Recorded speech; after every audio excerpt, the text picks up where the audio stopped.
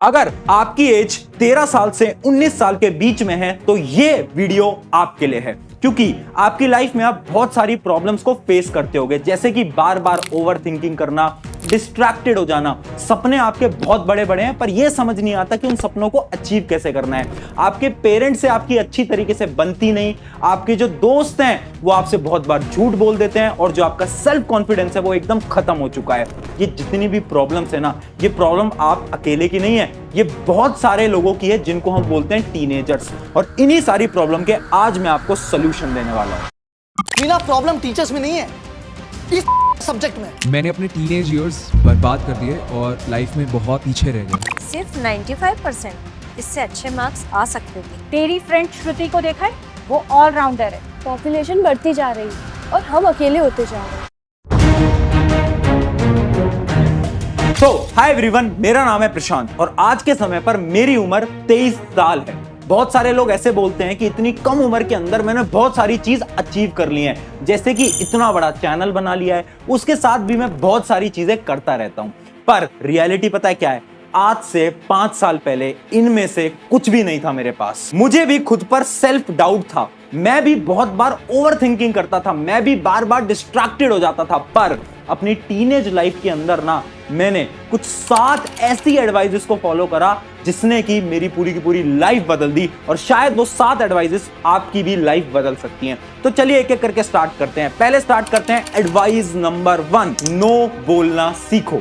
देखो, सबसे बड़ी प्रॉब्लम क्या होती है ना टीनेज लाइफ के अंदर, हम ना नहीं बोल पाते, स्पेशली अपने दोस्तों को। इसका एक बहुत अच्छा एग्जांपल बताता हूं, एक छोटी सी स्टोरी के साथ। मेरा ही एक दोस्त था जिसके एग्जाम्स आने वाले थे और उसे पता था कि उसे उस टाइम पे पढ़ना है, उसे अपने एग्जाम से फोकस करना है। पर तभी उसके कुछ दोस्त आते हैं और उसके दोस्त उससे बोलते हैं कि यार थोड़ी देर गेमिंग करते हैं, थोड़ी देर बाहर घूमने चलते हैं। और वो अपने दोस्तों को ना बोल नहीं पाता था, जिस वजह से वो बार बार उनके साथ चला जाता था। उसे अंदर से पता है कि उसके लिए वो चीज एकदम बेकार है, उसके लिए इंपॉर्टेंट है इस समय पर पढ़ना। पर क्योंकि उसे ऐसा लगता था कि अगर वो अपने दोस्त को नो बोलेगा तो शायद उनके रिलेशंस खत्म हो सकते हैं। याद रखना, अगर आप एक टीनेज लाइफ के अंदर हो ना तो आपको ना बोलने पे फोकस करना है। अगर आपको ऐसा लग रहा है ना कि ये चीज आपके लिए सही नहीं है तो तभी चाहे तुम्हारा दोस्त हो, चाहे तुम्हारे पेरेंट्स हो, चाहे कोई भी हो, उनको तुम्हें नो बोलना पड़ेगा। ये थी एडवाइस नंबर 1। अब बढ़ते हैं एडवाइस नंबर 2 की तरफ, अपनी औकात बनाओ। अभी जो औकात शब्द है ना, इससे मेरा मतलब है खुद की इंपॉर्टेंस बनाओ। देखो, बहुत बार क्या होता है ना टीनेज लाइफ के अंदर, आपको सब लोग नीचा दिखाने की कोशिश करते हैं। मैं अपनी स्टोरी बताता हूं। मैं जब स्कूल के अंदर था ना तो मैं चाहता था कि मैं स्टेज पे खड़ा होकर बोलूं, पर जब मैं प्रैक्टिस करने की कोशिश करता था ना तो कोई ना कोई आता था और मुझे ये बोलता था कि तेरे बस की नहीं है, तू कभी स्टेज पे नहीं बोल पाएगा, तू तो ढंग से बोल भी नहीं पाता, तो इतने सारे लोगों के सामने कैसे बोलेगा। पर मैंने क्या करा, मैंने खुद के अंदर सेल्फ कॉन्फिडेंस लाया, मैंने अपनी औकात बनाई और आज के समय पर मैं लाखों लोगों के सामने खड़े होकर बोल सकता हूं। तो जो प्रॉब्लम है ना कि आपके अंदर सेल्फ कॉन्फिडेंस नहीं है, इन सारी प्रॉब्लम का मैंने एक सोल्यूशन निकाला था, जो कि था alone walk strategy. Alone walk strategy क्या होती है? ये बहुत सिंपल सी स्ट्रैटेजी है। आपको हर रोज 10 मिनट खुद के लिए निकालने हैं, जिसमें कि आप अकेले घूमोगे और आप सोचोगे कि आपको लाइफ के अंदर करना क्या है, आपको बनना क्या है। आपको अपने दिमाग के अंदर थॉट्स लाने पड़ेंगे कि ठीक है, मेरा गोल ये है, मेरी ड्रीम ये है, और ये आपको डेली करना है। इसी के लिए अभी के अभी वीडियो पॉज करना, और अगर आप इसको फॉलो करने वाले हो ना तो कमेंट करके बताना, कमेंट में लिख देना कि yes I will follow this. ये सभी के सभी कमेंट करेंगे। करना क्या है? डेली सिर्फ 10 मिनट देना है, घूमना है 10 मिनट के लिए, और अपने थॉट्स के बारे में इमेजिन करना है कि तुम जिंदगी में करना क्या चाहते हो, तुम्हारी ड्रीम्स क्या हैं, तुम्हारे एम्स क्या हैं। फटाफट से कमेंट करके बताना yes I will follow this.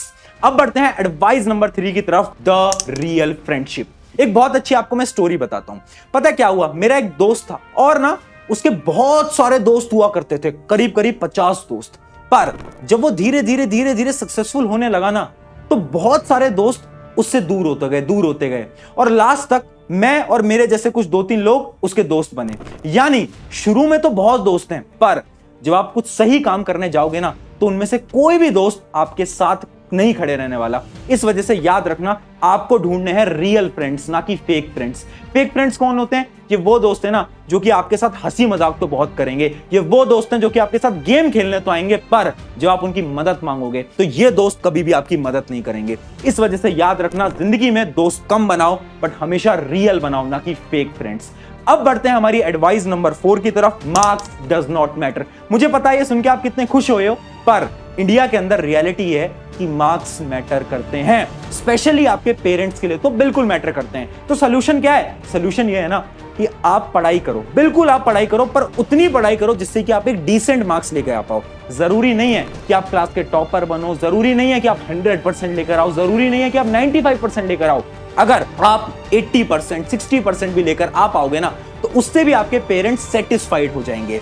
और मार्क्स के अलावा आपको फोकस करना है किसी ना किसी स्किल सीखने के ऊपर, जैसे कि शायद आपको वीडियो एडिटिंग पसंद हो, आपको ग्राफिक डिजाइनिंग पसंद हो, आपको स्टॉक मार्केट पसंद हो, जो भी आपको स्किल सीखना है, आपको डेली उसमें थोड़ा बहुत टाइम लगाना पड़ेगा। ये पता है मैं क्यों बोल रहा हूं? क्योंकि आज से 10 साल बाद जॉब्स मार्क्स पे नहीं मिलेंगी, जॉब्स मिलेंगी स्किल्स पे। इसलिए अभी से कुछ ना कुछ स्किल सीखना स्टार्ट कर दो, वो बहुत इंपॉर्टेंट रहने वाला है आपके लिए।